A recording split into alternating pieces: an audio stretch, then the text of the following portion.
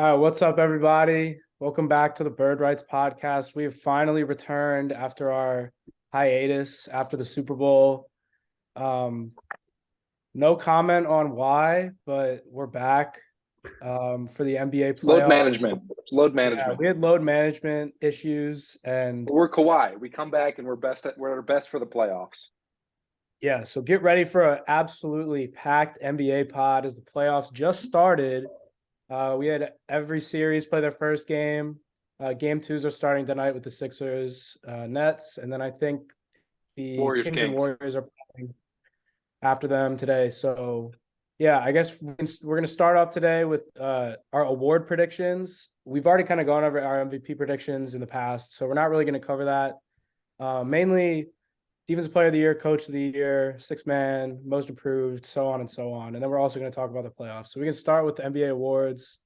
And I guess we can start with a more low-key award, but Clutch Player of the Year, De'Aaron Fox. I think we can all agree on De'Aaron Fox. Yeah. Gonna be Fox. Yeah, Yeah. I feel like no one really expected this from him either. Like at the beginning of this season, I don't think you would have thought of De'Aaron Fox as being the most clutch player in the entire NBA. Yeah. Props to I still Fox. probably wouldn't, but Go ahead, go ahead. I'm not trying to disrespect Fox. He had a great season. I would obviously give it to him. I'm still not sure I'd say he was the most, the most clutch player of all players. But this season he was like he had the most clutch points and everything, and it was a good season for the Kings. It's still going for sure, and good to see him get some recognition on like a big award like that. Yeah, the numbers are entirely overwhelming. There wasn't really a choice. I'm fairly confident he's gonna win this unanimously. I mean, if he doesn't, I'm going to be really mad at some voter who's, a local, whoever, Bulls reporter who gives it to DeRozan. Not that, DeRozan had a good year or something like. Who was the other nominee?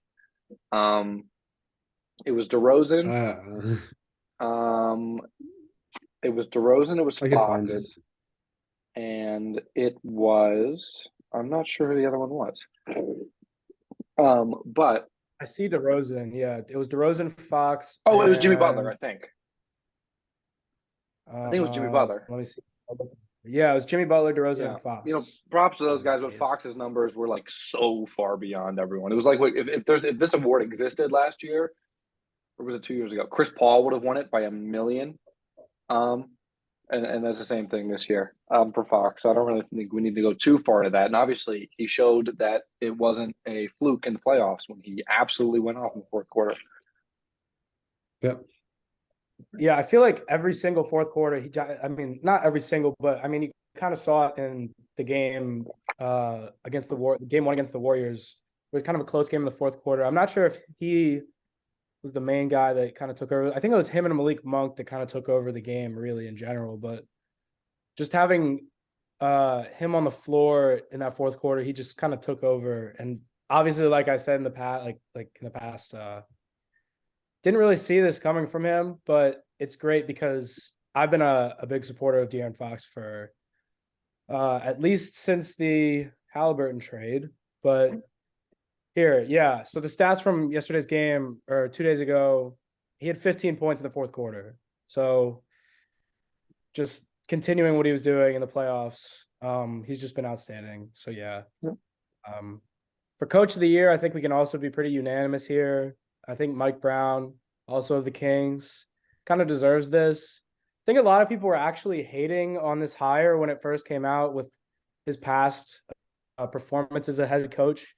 He hadn't been as successful as with many other teams. Pretty sure he would coach the Cavs with LeBron for a while, and then he's coached everywhere. I think he's coached very popular teams. Yeah, he was a very popular assistant on Golden State, and I think he got hired from Golden State two different times, and this was the second time in the Kings, and he just did an excellent job with his team that no one really expected to be here, and he just did an excellent job. Yeah, I there's some other guys. Dagnall from the Thunder deserves some recognition. Obviously, I honestly think Mike Malone deserves some recognition for what he did with the Nuggets this year. Kind of bringing some of those pieces together. But it was Mike Brown all the way. Sometimes we see this kind of in the NFL. We have these coaches who kind of go around the league and they don't really stick anywhere, and then finally they find I think kind of like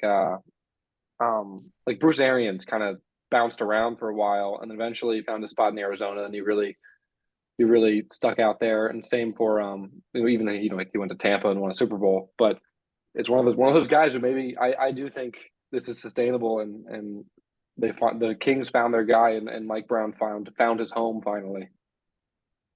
Yeah, I probably was one of the people that was laughing more so. Not, I didn't think it was like a terrible hire off the rip or anything like that because the Warriors were doing really well last season. But there was like a game where Kirk couldn't coach and Mike Brown had just like accepted the offer and he had to step in, and then the Kings or the Warriors got absolutely, blown out. It was like everyone's like, really, like this is what the Kings are going to look like next season. And then here goes Mike Brown, and with all the ballots that we've seen so far, he's gotten first place on every single one of them to this point. So it seems like he honestly might win this unanimously. Yeah, and Yeah. I feel like he deserves it. Like again, like I said, I don't know. I feel like I don't remember exactly where the Kings were projected to be in the Western Conference, but it was like bottom three at the beginning of the year. People did not see this team being very good, and Yeah, now they're top three the optimistic Kings people, besides Mark J. Spears on ESPN, he was Kings playoffs the whole way. But everyone else I saw was It's like playing. yeah, the optimistic view was like, I think they could sneak into a 8 or 9 seed or 10 seed and get into the play-in and make some noise there. But nobody saw damn near 50 wins coming. I can tell you that for sure. No. Yeah, I don't know. Some other names that I think Mike Brown's going to win this unanimously, but just some other names that possibly could get some votes. Joe Mazzulla from the Celtics. And then personally, I think JB Bickerstaff did a great job with the Cavs. Yeah. They really exceeded their expectations this year, I think. Getting that 4 seed, getting 50 wins. Getting D-Mitch definitely helped with that too, but not to discredit from. No, I made those pieces fit really well. Yeah. Yeah, that team just looks totally, obviously with D-Mitch, they're going to be totally different, but still like the other players too, like Mobley and Garland, that team just looked like it works like perfectly together. They just look like a different team than last year, which was a play-in team, but I don't know. Good team, good coach. Yeah. We can move on from coach of the year and move on to defensive player of the year, which actually just got announced 20 minutes ago, right before we started this. We had picks, but Jaren Jackson Jr. has officially won the defensive player of the year award. So congrats to him. That was my pick for defensive player of the year. I know he didn't play a ton of minutes, under 30 minutes a game, but his numbers, just strictly from a number standpoint, he was averaging, I know, over 2 blocks a game, maybe close to 3. It was 3 blocks a game. It was 3 blocks a game. Okay, yeah, 3 blocks a game, and under 20 or under 30 minutes per game is just absolutely ridiculous. And he had some defensive performances against the big names where he locked up some players. So I just think that this was his year, and he was very heavily favored by a lot of people in the media, whereas guys like Brook Lopez and Evan Mobley weren't really getting as much praise. So I thought Jaren Jackson was going to win, and he did end up winning. Yeah, he really came his own this season, like on both sides of the ball, but especially on defense. Last year he led the league in blocks per game too, but this year he took a leap and increased that by 0.7 to get to a pretty insane number with 3 in today's NBA. But yeah, he definitely is a great player now, and we've seen him be put to the test against many great big men already, and he's looked like he's ready for it. And he's only 23, which is pretty crazy. He was 19 when he got drafted, which isn't that outlandish, but it still feels like he's probably going to be like older than 23 at this point. I remember him back in college, and that draft is looking like it's going to be pretty stacked at the top. Besides Bagley, pretty much like the top 5 is all like all-star players now. So yeah. For me, I think if Jaren Jackson had played the full season and was playing 32, 33 minutes a game, I think this would be unquestionable one of the best defensive seasons. Definitely him for Depoy. But for me, I just don't think he played enough. He played I don't like doing games because some guys play heavy minutes and stuff, but he played 28 minutes a night. He played a total, 63 games. He played a total of 1,700 some minutes. My vote would have gone to Evan Mobley, who played more than 1,000 more than that, which Mobley plays about. Jackson plays about 28 minutes a night. If you divide those minutes by the amount of times he plays, that's 35 more full Jaren Jackson Jr. games, and he played you know uh he didn't even have 35 more games to play because of the foul trouble and stuff. He just can't stay on the floor for more than 33 minutes a night. But yeah, that's really my only critique. He really was fantastic when he was out there. But I think Mobley had a similar impact, maybe a little bit worse, but Cleveland was the best defense in the league by defensive rating. And I think Mobley deserves a lion's share of credit for that. Obviously, Allen is a huge factor too, but I think Mobley was the more impactful defender. He can guard on the perimeter a little bit too. So I would have gone with Mobley, but also at the same time, Mobley's 20 years old, right? He'll get one or two of these at some point in his career for sure. Mm-hmm. Yeah, Agreed. And I don't know. I definitely think Mobley was my number 2, and I think Brook was my number 3. And I did want to say really quick, I feel like Brook Lopez has been in this conversation like every year for like the past 4 He's always third years. place. That's what always happens. He just never gets it, especially this year. Like he had a great defensive year. He had 2.5 blocks per game. Mm-hmm. He played 78 games, 30 minutes a game. He was just dominant as usual. His highest blocks per game, I think, in his career. Yeah. No. I think Brook is. Brook is a good defensive player, but we saw kind of when Giannis went down this playoff game, which we'll get to when we talk about that series. But his defensive impact is significantly hampered when the other team doesn't have the threat of 34 running around and roaming. Not that Brook isn't fantastic. It's actually similar. What Mobley is to Jared Allen is similar to what Giannis is to Brook Lopez. And that threat does a lot to bolster Brook Lopez. I think he still deserves third. I think he had a great season. He played 78 games. He's like 35 years old playing that many games. He's a free agent. He's gonna get some good money here. I think he'll stay in Milwaukee, but they'll give him a little bit of a payday. They have to, yeah. Yeah, they got to. Payday, I did want to say really quick too. Jaren, good for the Grizzlies. I did want to just say good for the Grizzlies. They got an extension off for him at the midpoint of this year, or this past in December. So in 2022, they got him on 26 a year salary for the next 4 years. And also with that contract, it's decreasing in value every year, which is interesting that he would agree to that, but it is doing that. So by 2026, they'll only be paying him $23 million a year, which seems like it's going to be a steal if he stays at this all-star level. Yeah. Yeah. Oh no, they signed that in I see the article you're looking at. They signed that in 2021, but it was a good value. That was the extension. So, yeah. Regardless, yeah, they got a good deal on him. Which ironically, I don't want to go too deep into this because it's CBA stuff. That stuff, like with Jaylen Brown, when they got him at cheap value, it makes it kind of complicated at the end of the contract because you then can't offer them a full max extension. So it's good value for a few years, but then it gets a little awkward at the end when they have to hit free agency. We're going to see that with Jaylen Brown, unless he gets all NBA, then they can give him the super max.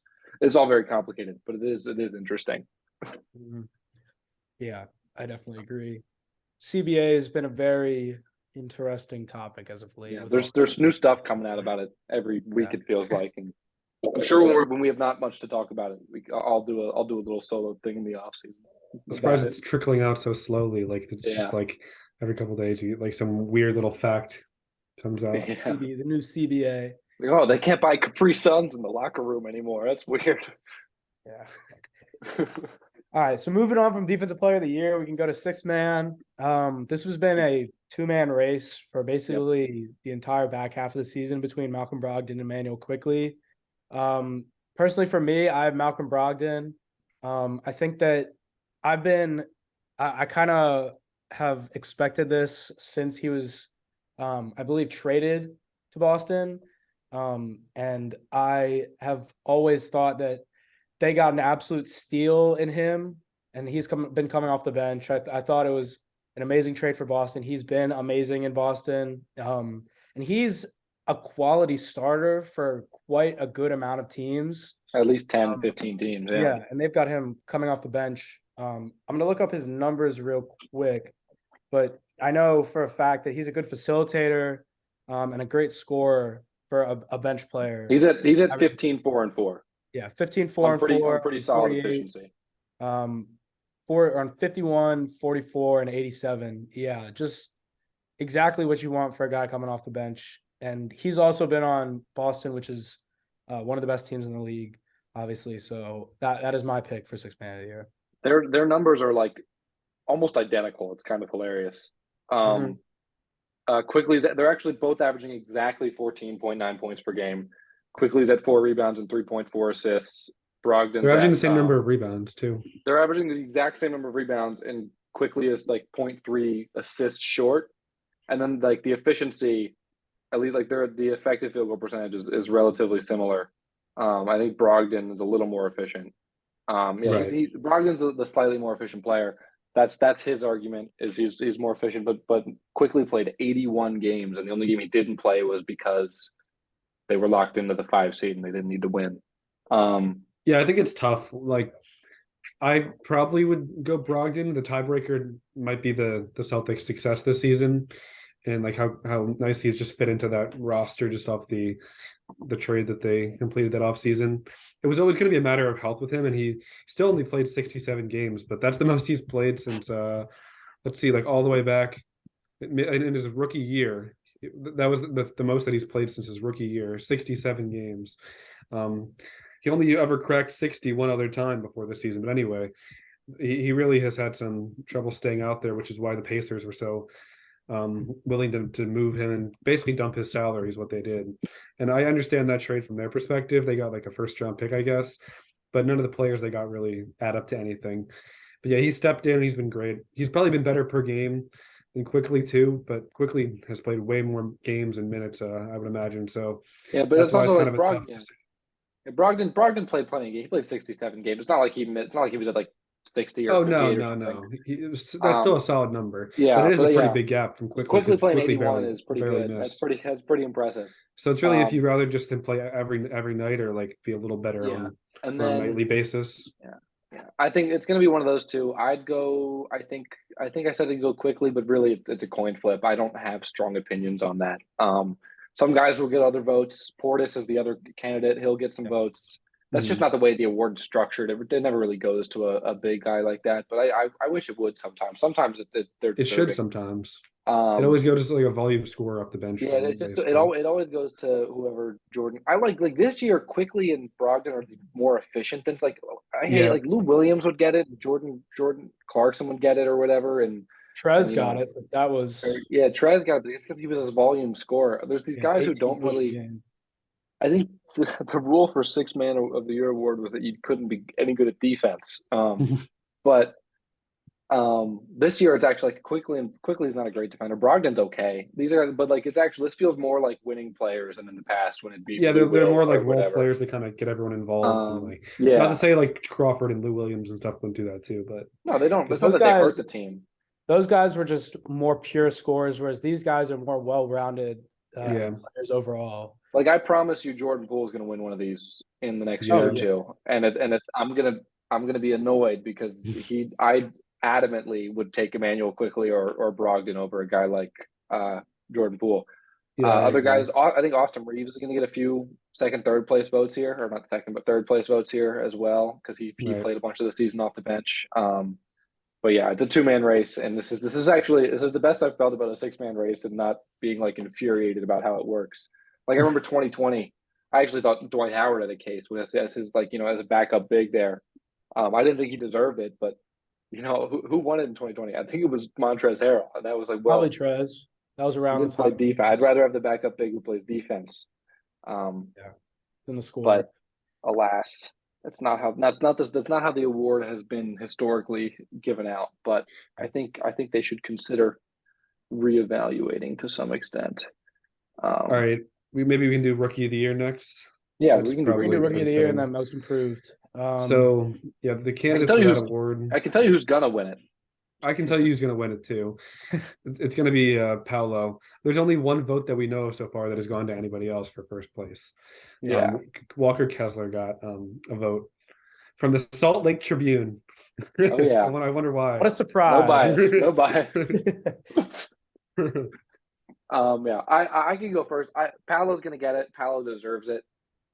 That's how the award. They Paolo started the year pretty efficiently, then kind of fell off efficiency wise. But this is kind of how this award's given out. They find the guy who's the guy on their team as a volume scorer, and they get, even if the efficiency is not there, Paolo looks the part. In a year or two, the efficiency will be there, and he's going It's to be kind of awesome. projecting like Yeah, how because Paolo's how probably it's going to going to have the look better in the career. future.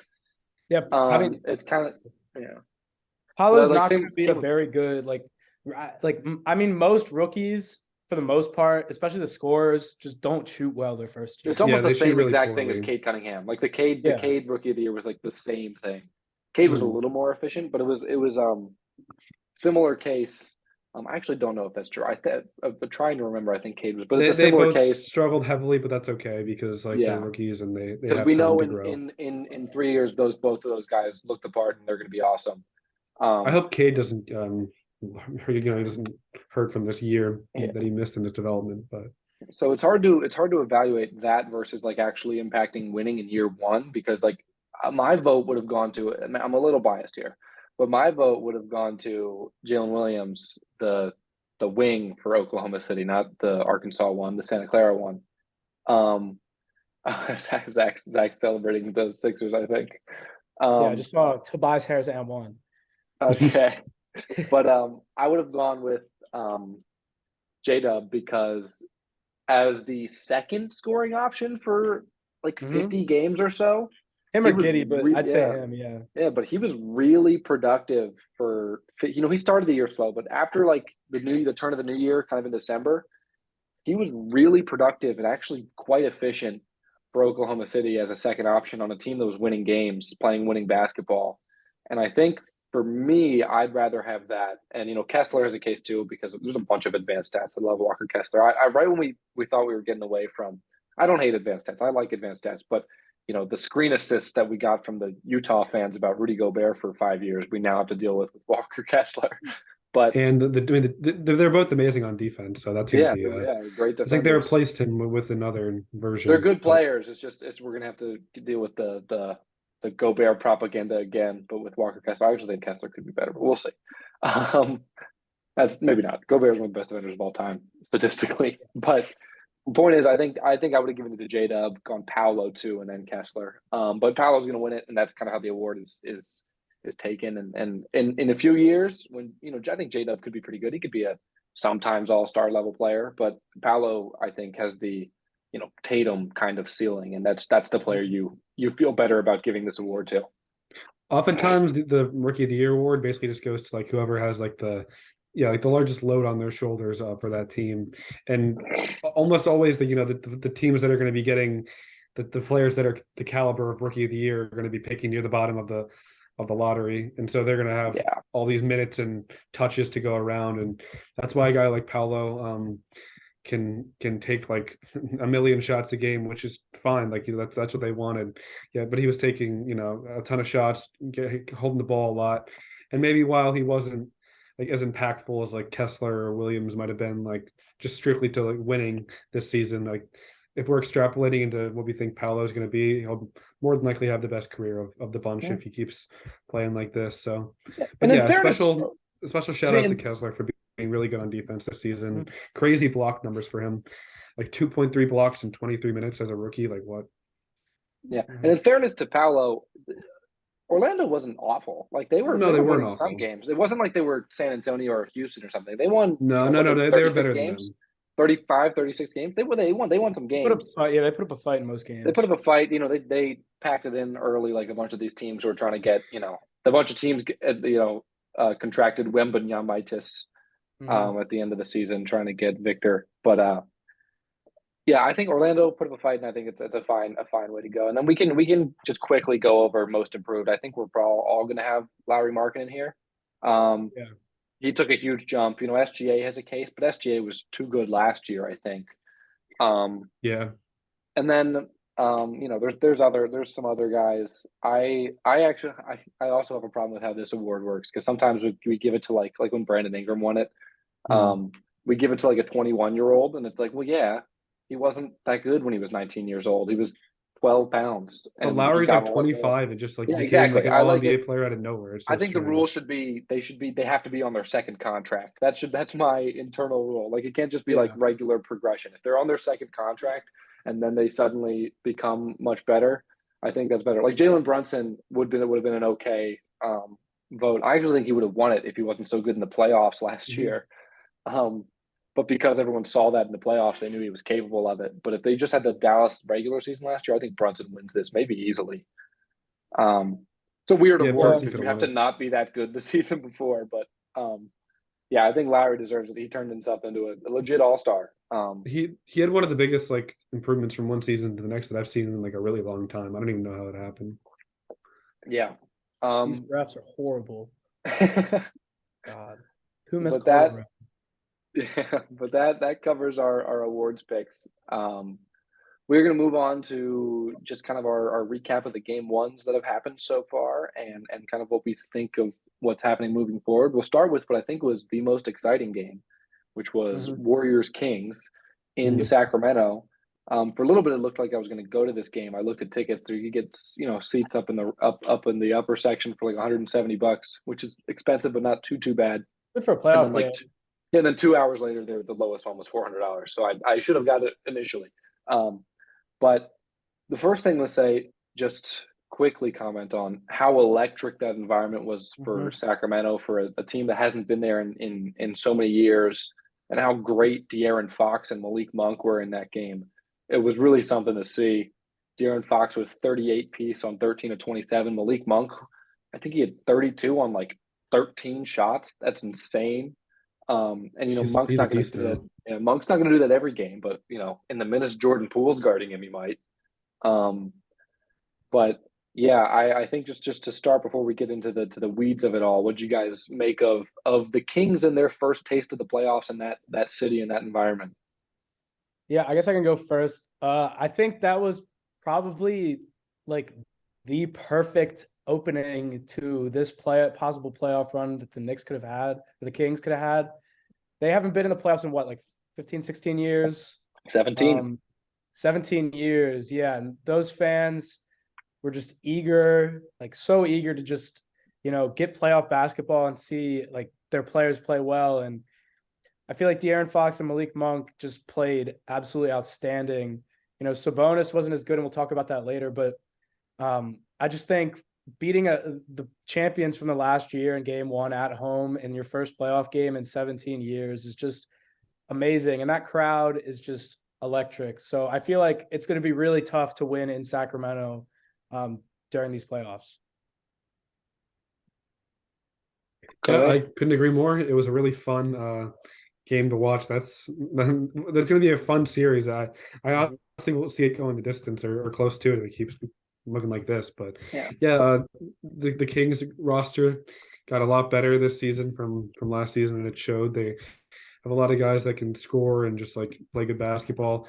And when you look at their starters, like in the game, like almost all of them were bricking when you actually look at the numbers. And the fact that they won might give you a little bit of courage that if Sabonis, Herter, Murray don't have these games where they're like shooting horribly, like this might be a series that the Kings can really Yeah. take all the way. So Yeah. let's To get hope it into continues, I guess. a little the more, technical stuff of it all at this point. Like Kobe said, some people will come out there and say, "Oh, okay, you got 32 from Malik Monk, and you barely won your first game on the home at home with all the energy." At the same time, I don't think Sabonis is going 5 of 17 again.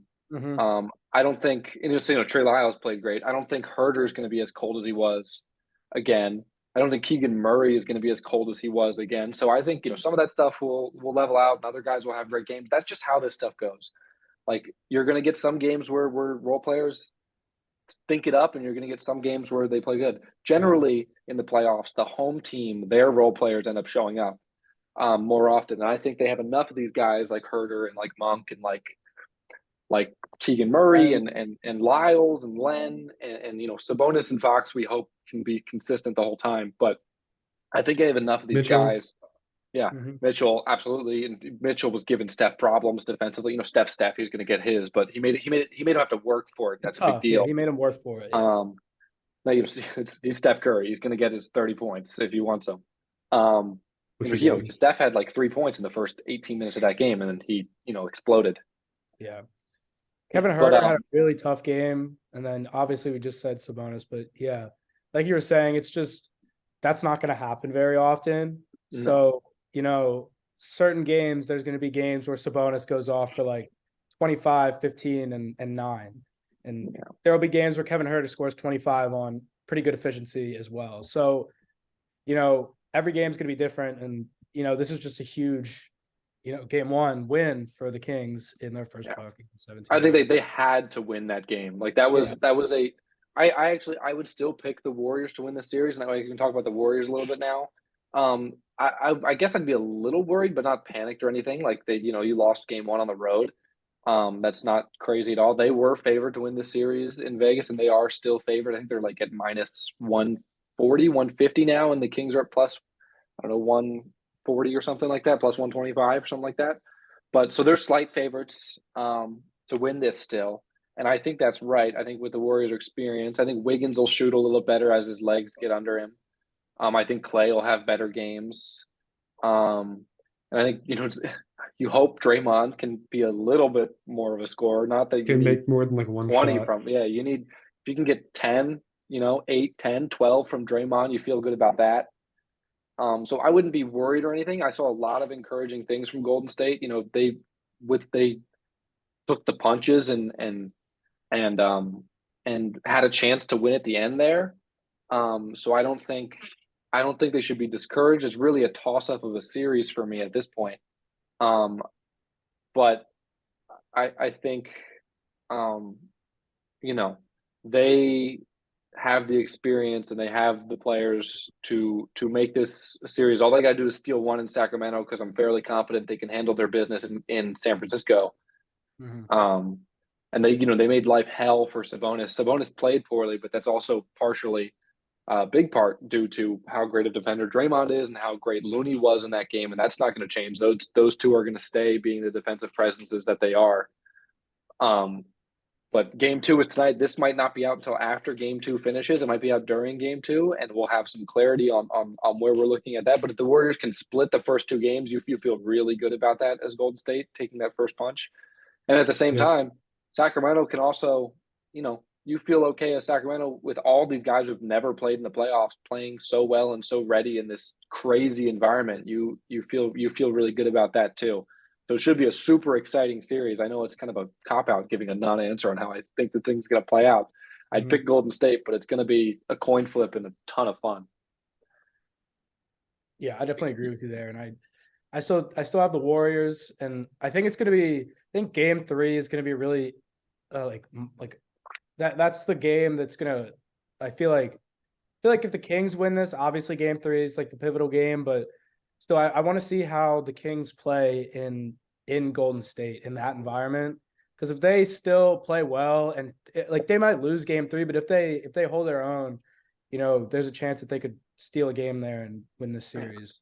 I think if Sacramento steals any of the 3 games in San Francisco, It's I think over. this thing's going. Yeah, I don't. Even if they lose tonight, right? Even if they lose game two, and they you know they fall down 1-2 or they fall down or they go up 2-1. If they win one of these games 3 or 4, I think I feel good about Sacramento winning the series. I think Golden State. I don't think Golden State can take 2 road games with how they've played on the road and how that environment's going to be. I was going to say the Warriors' road struggles this season have been very publicized, and they're going to have to win one of the games on the road if they want to win this Yeah, this series since they're the underdog. and Which I think they is can do that. I don't know so if they can weird do 2 to that. hear the Warriors be a first round underdog, or at least seeding wise, Yeah. especially to the Kings. Like it's like a weirdo world. But anyway, I think the Warriors are still going to win, but we got to see if they can get one tonight. If they can win tonight, then go back to Golden State, really show how good they are there. They can be up 3-1. Like it could all happen pretty quickly for them. But at the same time, things can get pretty Mhm. questionable if they don't win tonight. Yeah, pretty big Yeah. inflection point tonight. I think the Kings It was even in Vegas, which I didn't. I really thought the Kings were going to win Game 1. They had to win Game 1, or this could have been a pretty quick series. Um, but yeah, I think we covered that. I think Wiggins will be better, and I think this will be a lot of fun. Because we can move on to the Yeah. Clippers Sun series, 5v4 in the West. Yeah. That's a fun So one What an as well. interesting performance from both Yeah, teams. I don't- Russ had possibly the weirdest game in NBA I don't- history, shooting 3 for 19 and then playing like maybe the best defensive game of his career and winning the game on defense with a steal, and then in midair also like hitting the ball off of Booker out of bounds so the Clippers could get the ball back. while Booker was bitching about a call, mind you, he could have just Yeah, caught it. if he had just Bitching about a like call. tried to Yeah. stay Paid keep his head attention in the in the game. game, yeah, and tried to play ball, yeah. Yeah. No, I- or you can go, Declan. Okay, I was gonna say the Russ thing is so I have never seen anything like that. That I think he was awesome, right? I Mhm. think he was great. He shot 3 for 19. If he could just not shoot, if he just shot 9 times, right? It's easier to survive two of 9 than 3 of 19 or whatever. I'd rather have it's like saying this, like if you're a team that has role players, you can survive a role player having a cold night and going 1 for 6. What you can't survive is 3 of them having a cold night and going 1 for 6. And that's what Russ did by himself. So it's if he could just shoot less, he could be this great role player at this point in his career, right? Like the problem in LA wasn't necessarily Russell Westbrook. It was the fact that Russell Westbrook's salary was taking up space where all these role players were supposed to be, but the Clippers have that. Russ is on a Yeah. minimum. So, and without Paul George, they need him as a ball handler, but they have all these creators, so it's not that crazy. If he was great on defense. He was guarding Kevin Durant to start the game and did pretty good. He was guarding Booker at a lot of points in this game. He got 6 offensive rebounds. He had a steal or 2. He had I think 2 blocks. Mm-hmm. Might have been 3 blocks. It was a great defensive performance. I don't think we'll get 2 steals, that, 3 blocks, yeah. Yeah, I don't think we'll get that good of a defensive performance from him again. But he can keep that energy, and he's not a good shooter, but he'll be better than 3 of 19. He could be a positive. He's not going in to the shoot 3 of series. 19 again. Yeah, well, If he just takes like 10 depending- shots a game, makes like 4 of them or something, like no one's going to say anything about it. Yeah, it's Mhm. perfectly But if fine. he's just chucking up like a million shots, like I watched that game yesterday and it was like so baffling. Everyone was just getting mad. Like at that point, like I'm not rooting for either team in the game, but I'm just like, please, like you're just not going to make the shot. Stop shooting, please. Like you must have some sort of awareness about how much more he misses than the average player. I just had like a thought. It's like Jared Vanderbilt is not a good shooter. He doesn't shoot the ball. He's a great player. He plays great defense. He hustles, gets rebounds. right. Why can't Russ just do that and be a point guard at the same time? And Bruce Brown's because Russ he showed yesterday that he's productive in very many aspects of the game. Ty Lue said that was the first time that he's ever seen a player shoot like anywhere close to that poorly and at the same time have a big impact on the outcome of the game. on an objective, yeah, in the objectively a positive positive direction, impact, I should say. Like, 'cause there's definitely been people that shoot that bad that ruin the game, but somehow he came up clutch at the end, and I'm not going to say he won the game for him. I mean, maybe he did, but if he took a little bit less shots as well, it could have been a more dominant win for the Clippers. You never know. But yeah, good game from Russ. If he can keep it up, then they can make some noise. And the Suns, I think we should talk about them because they were not as good as we would have hoped. Yeah. Yeah, I let me go real quickly first. The one thing I want to say on the Suns versus the Clippers is the depth was so apparent how much better it was on the Clippers and the Suns. Suns bench sucks. They have nobody. Torrey Craig was great. He started. Their bench, Payne was out. So it was Terrence Ross and did Wainwright get in there? Terrence Ross only played 4 minutes. Who was even playing? I mean, Bismack, Biyombo, Shamet, Landale. Shamet's terrible, man. Shamet is so Shamet's bad. horrible. I feel like the only guy on the bench that without campaign, obviously, who I think is a good bench player, but Okogie had some good, Okogie's good games. And then I think Bismack also will have some games where he'll get you like 2 or 3 blocks and make a big impact on the defensive side of the ball. But other than that, it is just so bad. They could just Their smoke 'em. non-starters played a total of 56 minutes, I believe. That's Mhm. about a fourth of your total minutes. Yeah, And KD they were played running out, 45. they were running out lineups like, this goes on Monty Williams as well. They're running out some lineups with Booker and 4 bench players. You can't do that. You got to have 2 of the 4 main guys out there, whether it's Booker and Aiden or Booker and Paul or Aiden and Paul or Aiden and KD or or KD and Paul or KD and Booker. Any combination, you got to have 2 of them out there at all times because they just do not have the depth. That's kind Yeah. of the price of doing business in the middle of the season to get KD. If they come back next year, they could, add a mid-level player. They could, find some bargain bin minimum contract guys, and they could be in better shape. They But had 10 points off the bench. You're yeah, not going to 10. win. That is, you can't. Bench So isn't true. as Yeah, important in Shannon playoffs. had Really, 4, Landale 4.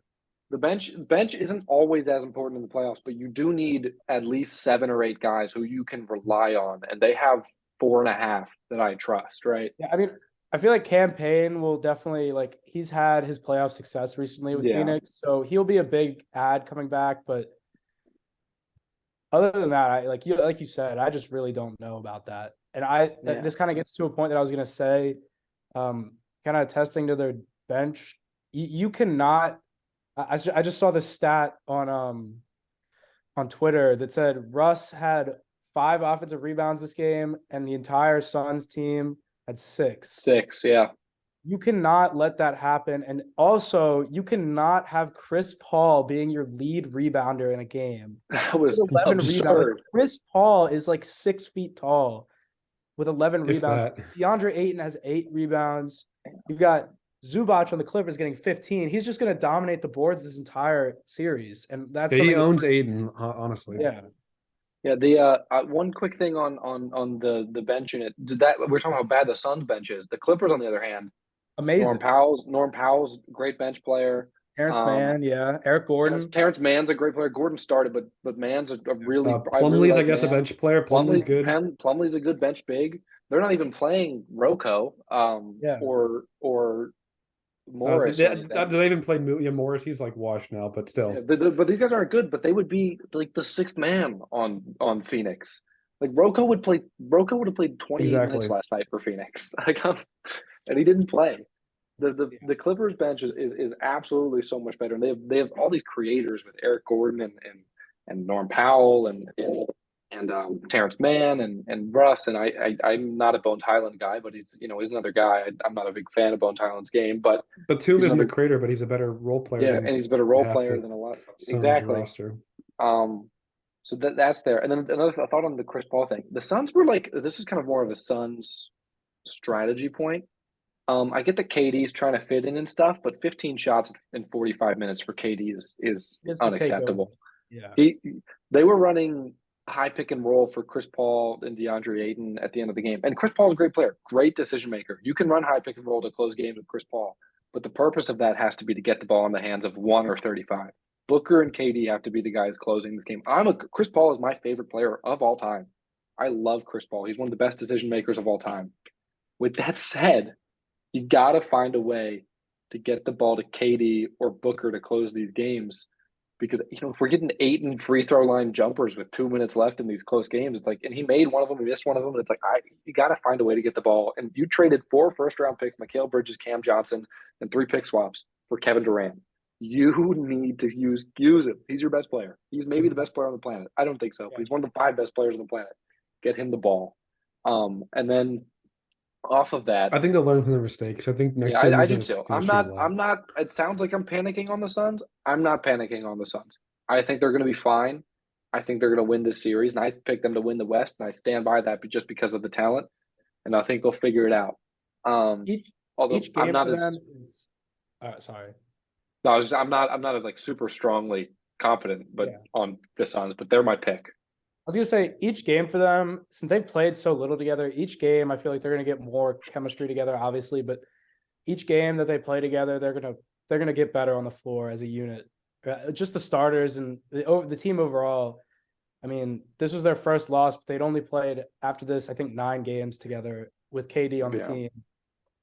So each game is just gonna be good for them, and I think obviously this first game was maybe just a rough patch. First playoff game, obviously, and then only their 9th game together. So Yeah, and they haven't played any high stakes basketball together Yeah. at all. No, like none of those regular season games were like super big competition. Like I guess that like they played that one game in Dallas when Dallas was still in it when Kyrie just got there kind of right after the deadline. That was kind of a test run and KD closed that game. But to kind of go off of what KD didn't do, Kawhi absolutely did do.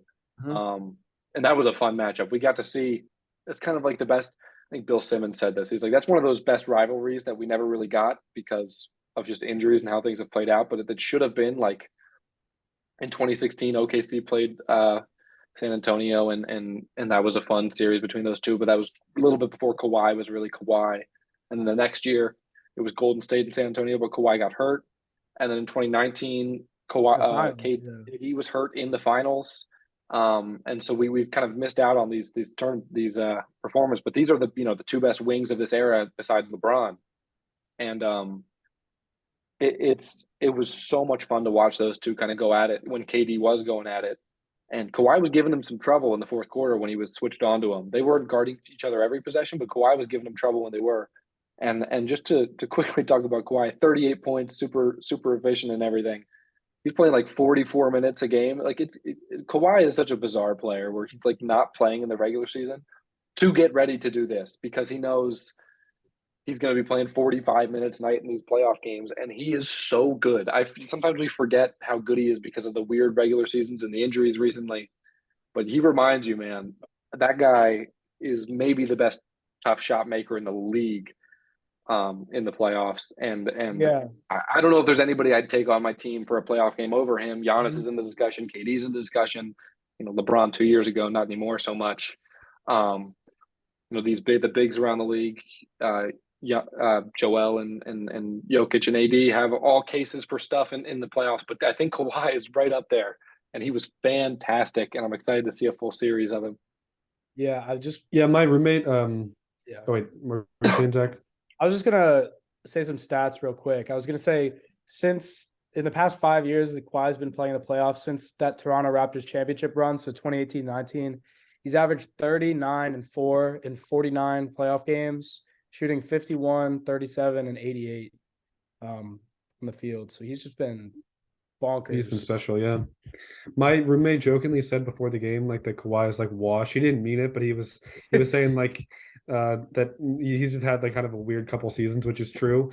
And so I kept having to remind him like during the game, like, yeah, he's washed. Like, really? Are we sure about that? Because we did not see that on the court. And KD still had a great game. He was not the reason that the Suns lost. No, he was not. He had 27, 11, and 9. Only one turnover with 11 assists and all those points and 10 for 10 from the free throw line. But yeah, he has to shoot more. 15 shots is way less than he usually he's so fucking good and he wants to fit in. So and he does fit in. He fits in anywhere. He's the most malleable superstar in the league. Maybe in league history. But he's so fucking good that he needed to do what Kawhi did and just at the end of that game there, it's your ball. Go get what you want. And because the only shot he took in the fourth quarter was that three in that guy's mouth and he hit it. And it was a huge shot to keep them in that game. Gonna shoot it.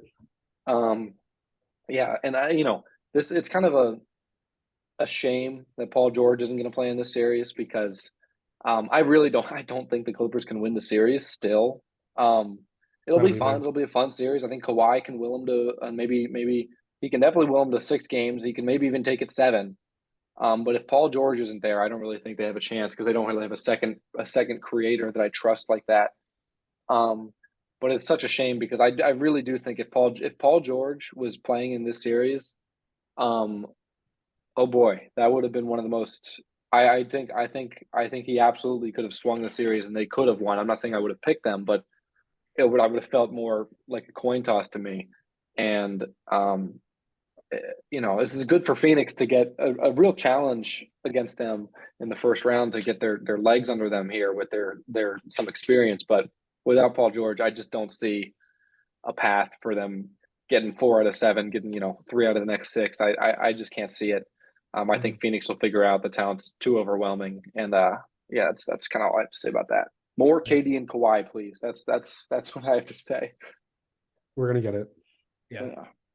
We can move on to Declan's specialty series here, 7 Lakers versus the number 2 Grizzlies. And I feel like all three of us here have I don't know if Kobe has the Lakers winning, but I know me and Declan talked about this I before. do.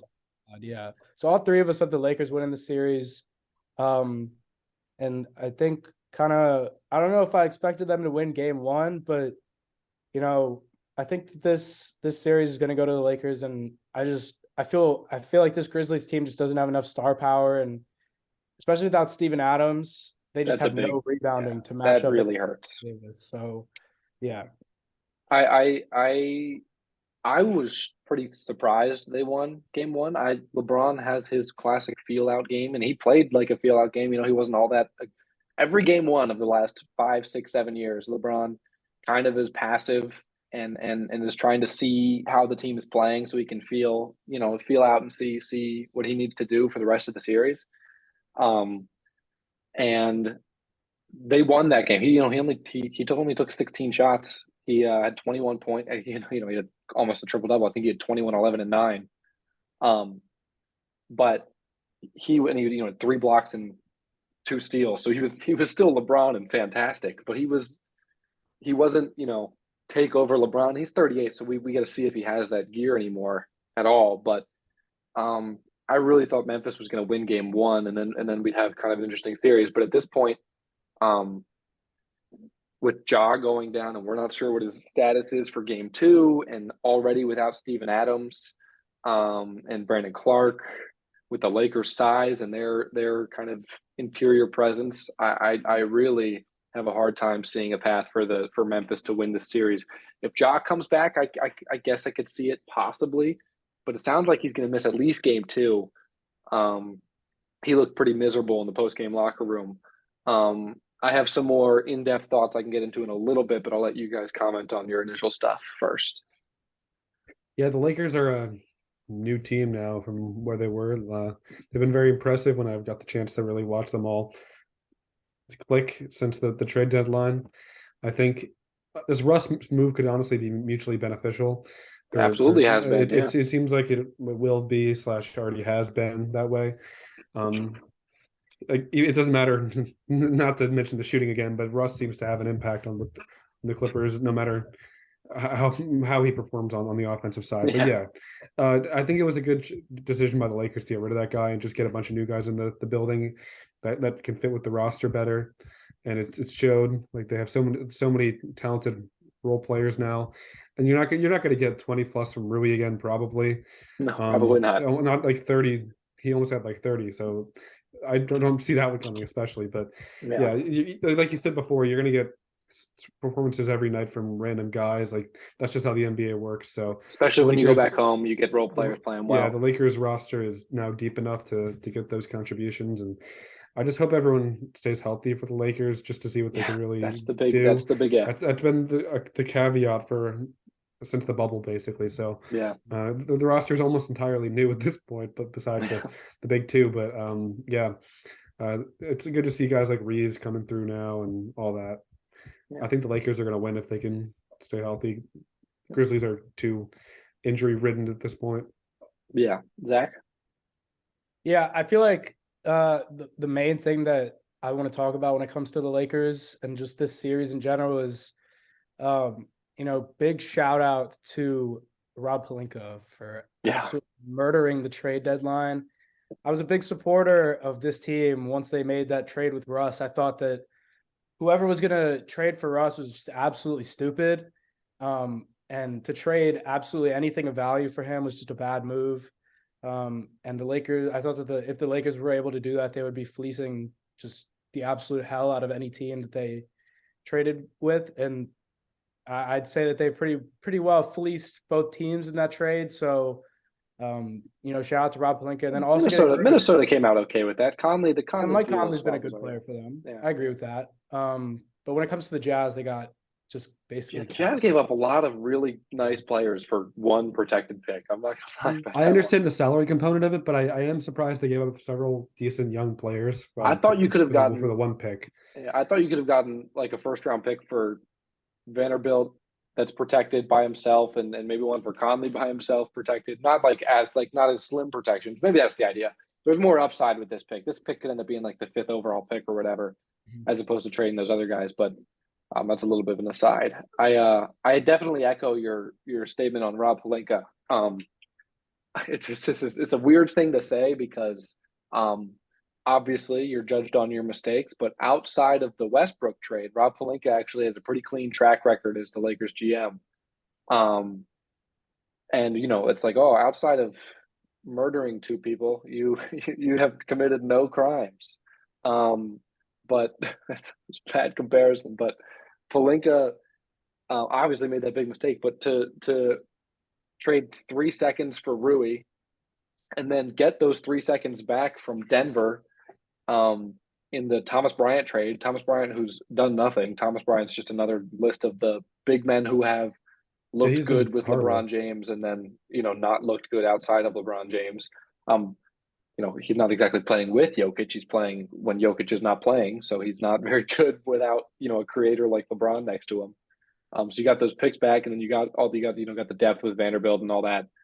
I really think this team, Rui was insanely good. You're not going to get that every night. That's not repeatable, but he can get you 12, 15 on any given night.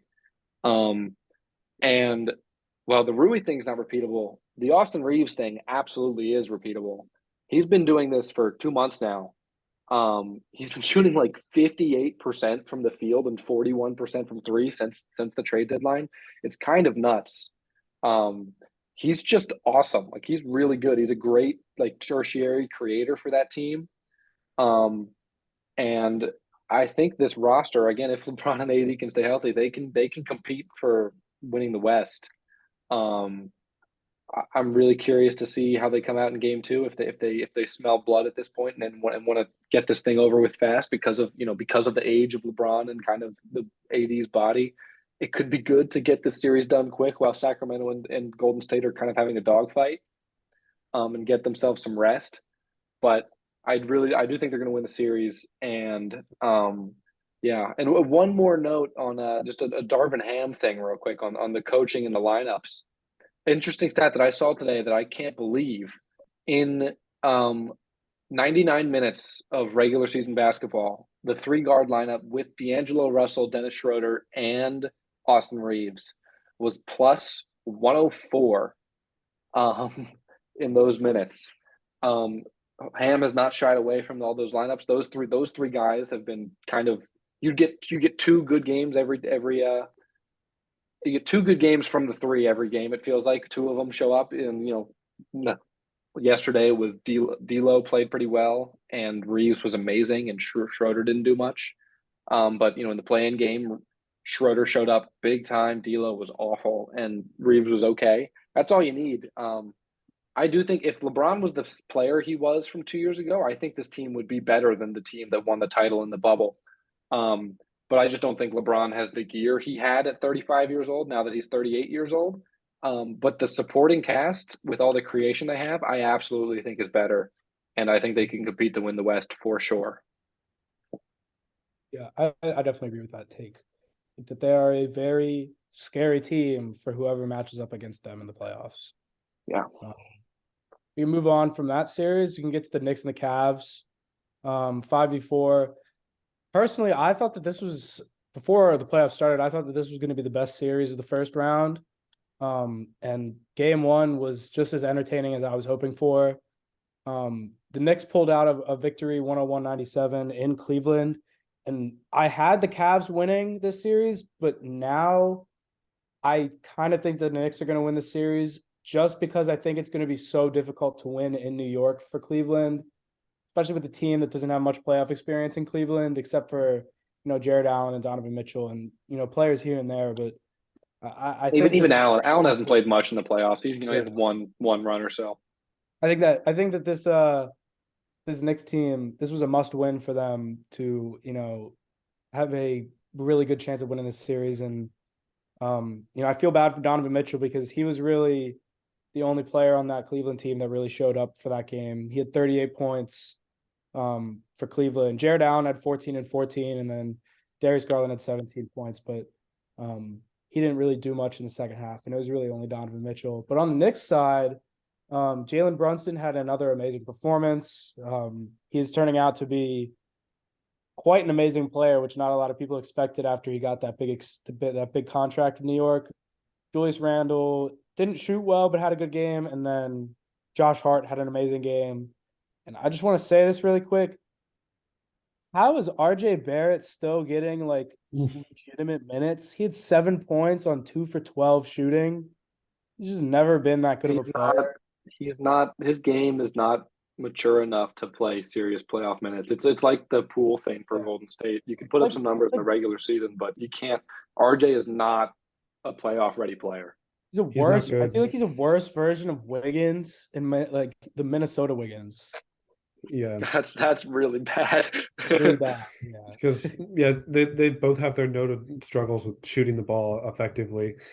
It's But so Wiggins weird. was always a great defender. That's the difference. RJ's not. Like Wiggins was always a really solid defender. RJ Barrett just literally doesn't do anything like that good. He doesn't. Yeah, he doesn't there. really like Got play make game that value, that's well. about it. Just 2 years ago, he shot 40% from three, and I was like, okay, maybe he's coming around a little bit.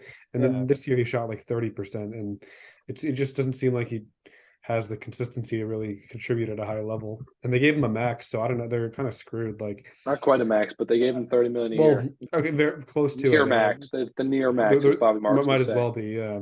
Yeah. But I don't know. They could have maybe got out of that with the D Mitch trade, but maybe they can still How flip him. bad does that hurt, man? They could have had Donovan Mitchell for 2 first-round picks and RJ Barrett. Oh Yeah, my that would have God. been something. They The screwed Jazz that are up very so happy bad. with the Jazz are very happy with what they ended up doing, and the Cavs are very happy too. Just everyone happy except the Knicks. But I guess if they win this series, it looks a little better for them. Not because of RJ, but Yeah. I think the biggest reason the Knicks won that game was their offensive rebounding, which is kind of why, like, the Knicks were always a great offensive rebounding this team this year, but I kind of assumed, oh, it's Evan Mobley and Jared Allen, they'll handle their own in there. They did not. They were all over the offensive boards, especially that sometimes that manifests itself in these late game possessions where it's like, oh, we're down 2 with a minute left and we just can't end this. That happened in the Clippers Suns game too, where it's like for the life of them, the Cavs could not stop that final possession for the Knicks, and eventually Brunson got a good shot. But the Knicks obviously looked really good, and I think the series is going to be a lot of fun. I still think the Cavs have more talent. I think they find a way to pull it out. The Knicks just lost Josh Hart at least for game 2. yeah, That that's what hurts. sucks. Josh Hart's he's a really good defender, great rebounder, fine enough, smart offensive player, and he is a good matchup for Mitchell. And like Mitchell obviously played great, but he's probably their best body to guard Donovan Mitchell. So that really hurts, and I think that's going to help the Cavs get a win in game 2. That's obviously a must win for. You can't lose the first 2 games on your home floor. That's a death sentence. You almost never. I don't think you can come back from losing. Zach's mad at the Sixers. What happened, Zach? Tobias Harris, every time he touches the ball, I swear to God, he just calls like an ISO in his head and immediately starts backing down whoever he's playing against and just shoots a mid-range fadeaway. It's the most annoying thing ever. Like Sounds like It's Rui. that So max Rui makes it. contract. Cam Johnson has 18 points in I 14 know, minutes. it's pissing me off. All right, but yeah, I think this will be a fun series, and I still think the Cavs should be the favorite because of the talent. But it's funny. It's funny because one thing that stood out to me was it's Thibodeau versus Biggerstaff, and usually Tom Thibodeau is known for playing his guys so many minutes. Jalen Brunson only played 29 minutes, and Donovan Mitchell played like 45. Didn't rest the second half, and it felt like a little role reversal there, where Bickerstaff was having the Tom Thibodeau player starters the entire game strategy, and that kind of showed itself at the end of the game there, where Brunson. I think a big reason Brunson was hitting all these shots at the end of the game is because he was full quarter off compared to some of these Cavs stars. His legs were so fresh comparatively. And that's a big deal. Not that obviously sometimes you're going to need Brunson to play 40 minutes, but in that game they did need it, and that was ideal. But yeah, anything left on that one, or we're going to go to our last one we're going to cover? Because think we you can go guys on to the covered last it. one. Yeah. All right, on to Heat Bucks, which Bucks. I didn't assume we would be talking about because I thought it would be Bucks handily, but obviously Giannis gets hurt and Hero gets hurt as well, but that changes things, and the Heat managed to steal Game 1. Playoff Jimmy Butler was in full Yeah. effect. He was fantastic. The Heat rallied as they do, and stole a game on the Bucks home floor. And Giannis is now out, maybe for Game 2. We'll see. We don't know yet. We don't have the information yet. Hopefully he can be back. My take on it is I don't have the Heat shot insanely well from three, and they're not a team that shoots well from three. And they just lost their only guy who consistently shoots well from three in Tyler Hero. So Mhm. I actually think even if Giannis doesn't play the rest of the series, I think Milwaukee could find a way to win this in 6 or 7 games. Because I think, after you get a full game without Giannis, and maybe he'll come back, and then I don't think it matters at all. But if he doesn't, Drew and Middleton can kind of get their feet under them and get used to what they need to do here, and they can get used to life without Giannis for a little while. But with Giannis now hampered a little bit, this becomes a much more interesting series as opposed to before. I thought it was 4 or 5 games at most, but now Yep. it's definitely in question. I think that for the Bucks at least, this series this Game 1 for their other players besides Giannis, like I feel like the main question coming into the series for Milwaukee was like, what is Chris Middleton going to look like? And he had Played well. 33 and 9. He was pretty great. So That's the very encouraging sign. that's encouraging. I feel like the Giannis injury, I don't think it's going to be that big of a factor. Even if he misses Game 2, he's going to be back in this series, and I think that he will be okay. Drew Holiday and Chris Middleton, I think, could steal a game against Miami. If like they could win Game 2 still, and especially without Tyler Hero, which, like you said, is like outside of Jimmy Butler and maybe Bam, is their only really like other like scorer really that you can rely on. I mean, they have guys that can make threes like Strus and like Kevin Love, who you can rely on a little bit, but Yeah, no one Kevin really Love, like you Tyler can't rely Hero. on, So but I mean, I don't know. It's a huge loss for them, and I do think this might be the only game that they can get against the Bucks. But if Giannis is yeah, to miss next game, they could also lose a game there or win a game there. So yeah. I'm kind of contradicting what I literally just said about 3 minutes ago. But even if the Bucks lose Game 2, I know I just said if you lose both games on your home floor, you're kind of really screwed. I think it's a little different if you're getting Giannis Antetokounmpo back for Game 3. I think that changes things a little bit. you're the best player in the NBA back. Yeah, if you get the best player of the NBA, I think that changes your outlook as opposed to just like the Cavs being fully healthy and losing. So I think they'll be fine ultimately, but they got the 1 seed, and the hope was they'd kind of cruise to the conference finals compared to Philly and Boston are going to have to go through each other in a slugfest. But now they'll probably have to Um, play at least like 6 yeah, games. now they're or going to have to play, and then so probably 5, 6, definitely 5, definitely probably at 5. least definitely probably at least 6 in this series. And then, we'll see how the Knicks or Cavs come out. But, if Giannis is hampered a little bit, it's a big deal. And hopefully he can manage the injury and take care of business. But I still think the Bucks win. But yeah, definitely throws a wrench in things a little bit for this series. Yeah. All right. And then we can wrap up here for the most part. I guess I have a can ton. talk about the Sixers a little bit. Yeah, we don't have a ton on these series because these, Philly's going to win, Nuggets are going to win, and Boston's going to win. But we give quick notes on these 3 series here. I guess we can talk about the Nuggets and the Wolves first, since that's literally going to take like 10 seconds. I think we can all agree. I don't even know if I'm going to watch these games. Like, they're just going to be blowout after blowout. Like, all praise to the Wolves and like great season, but like they're just no match for this team at all. Like, Karl Anthony Towns has been a known playoff flopper.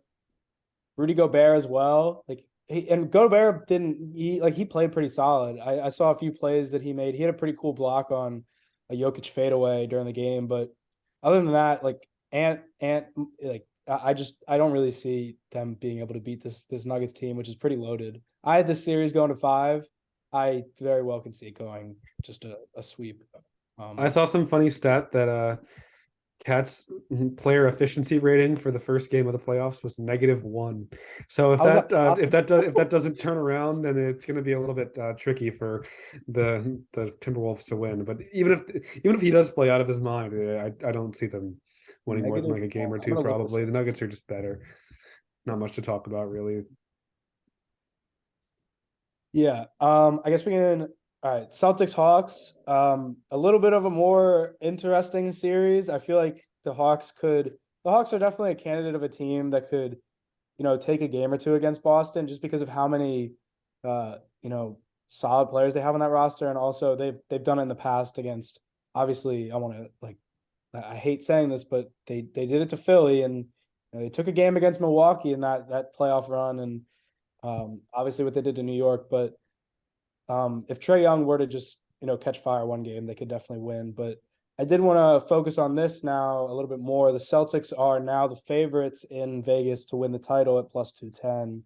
Just kind of a big thing to drop, and that dropped a few hours ago today, I believe. So if you guys want to just say anything about that really quick, go for it. Yeah, I It think makes it's sense fair. to me. Like Boston really was a great team this year. I think they had the best net rating in the league, if I remember. Like they had some weird losses to some like inferior teams at times, but most of their games were pretty handed victories, and like their roster goes like 10 deep, like players that you can actually like play in the playoffs, which is very impressive.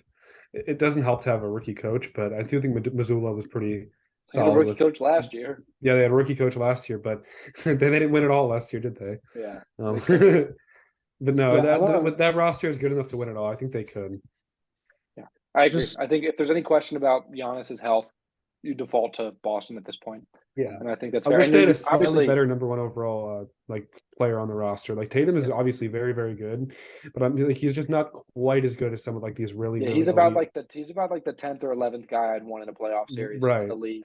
And that's just Um, I'm not quite sure if that's going to be good enough. Maybe he can prove us all I wrong. mean, there's a good chance Tatum's not the best player in 3 of the 4 series they play. Obviously, he is in this Atlanta series, but if they get Philly, he's not better than Joel. If they get Milwaukee, he's not better than Giannis. And any of these teams in the West, if they get Phoenix, he's not better than KD. He's not better than Jokic. He's not better than LeBron or AD, in my opinion.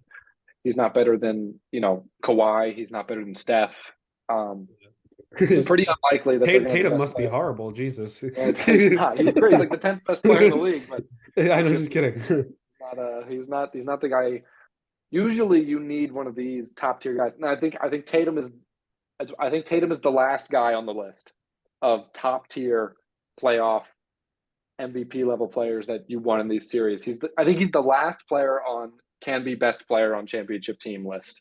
Yeah, I think so. That probably is about right, but that's like not ideal, So No, that's why you'd I had to rather have mention Giannis. That's where it's that. at. All right.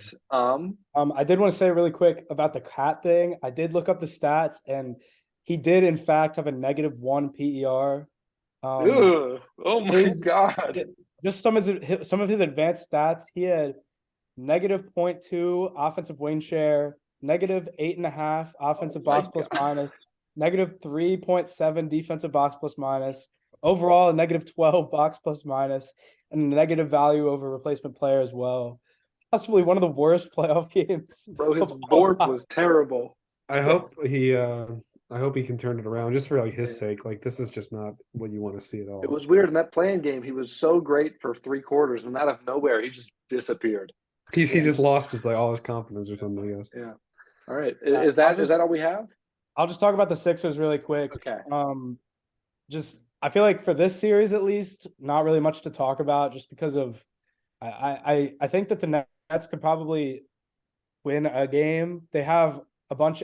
This team is just so weird.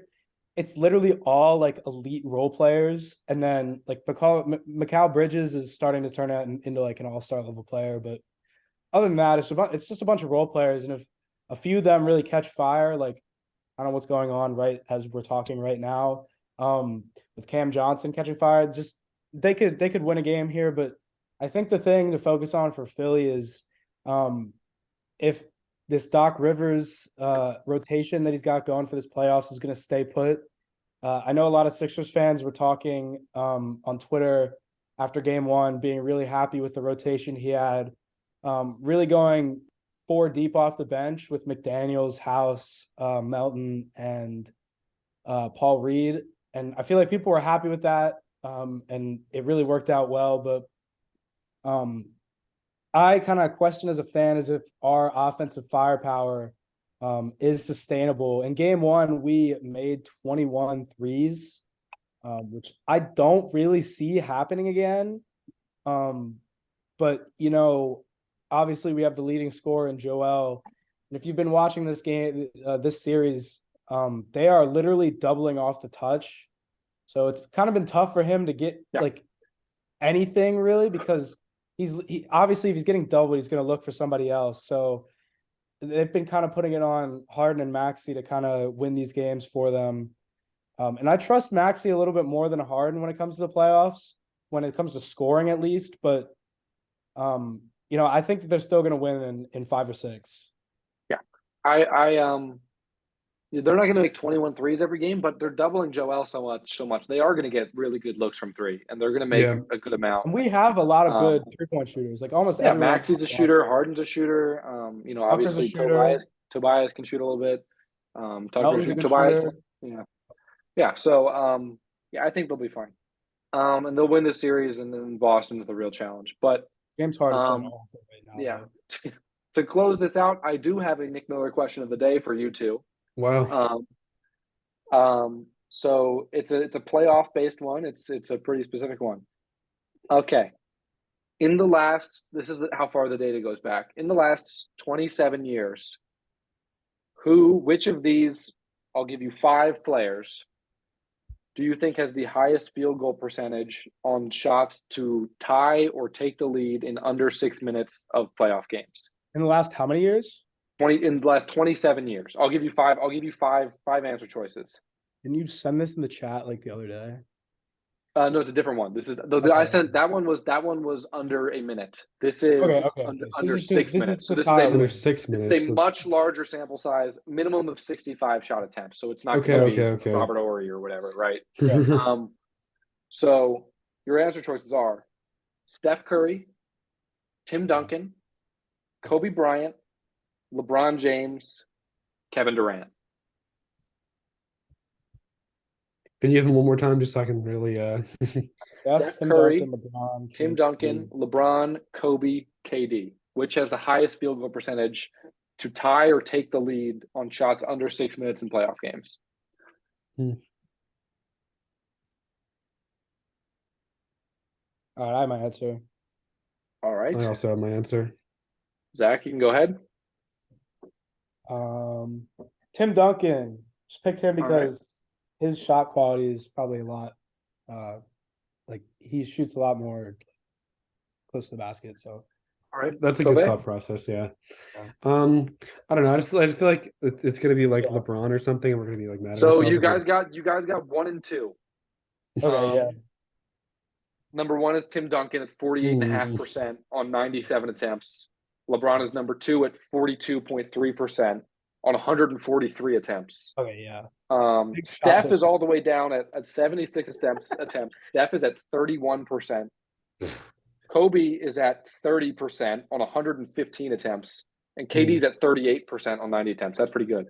The other players who qualified for this list, James Harden is at 18%. 18. Russell Westbrook is at 14%. What? And Paul Pierce is at 35%. Because the minimum is 65 shot attempts. So it's a small list, but that's a crazy, like, how do you actually shoot that bad? Like, I don't understand. Don't know. It's like the main level, like the score, like the scoring players like KD and like Harden, the guys that like, I don't know. I feel like they're gonna, I don't know. I'm just kind of trying to think that through. Like maybe they just have more difficult shots because KD's at 38% in those high leverage moments with all the defense being and the whistle being swallowed and everything. That's not too bad. That's actually third highest. Like a lot of times they just get like a pull up like jumper or something like in someone's face. Duncan's way ahead of everybody. Duncan at 48.5% is way ahead of it. LeBron's at 43 essentially, and then KD. We have like effective field goal percentage or something that might tell us a slightly better story as well. Like if Tim Duncan's taking all like just like hook shots and LeBron. That's why I was thinking Tim Duncan because all he's going to be doing is taking layups and hook shots. Like, yeah, I thought about that after the fact. I was like, that makes some. Yeah, I would be curious to see, like, to factor in the depth of the shot. I don't have that right now. That's okay. It's still worth thinking about. Yeah, but KD is efficient nonetheless. Or not efficient, but comparatively, definitely efficient. I think guys like But yeah, Steph and James are mainly taking 3-pointers. yeah. All right. I Yeah, think that wraps it up, though. Point for Zach on the Nick Miller stat counter, which we have totally forgotten about. But we are bringing this podcast back. We are staying. We're We're going to be back. consistent. I'm Yeah. decided now. Every Monday we're recording a basketball podcast at the bare minimum. All right. Every don't hold Monday, me to yeah. that. And then I think we'll have a mock draft coming up at some We point this will. week. We will have a mock draft so later this look week. out for that as well. Yeah. All right. And thank you all for watching, and catch you next time. Peace. Bye.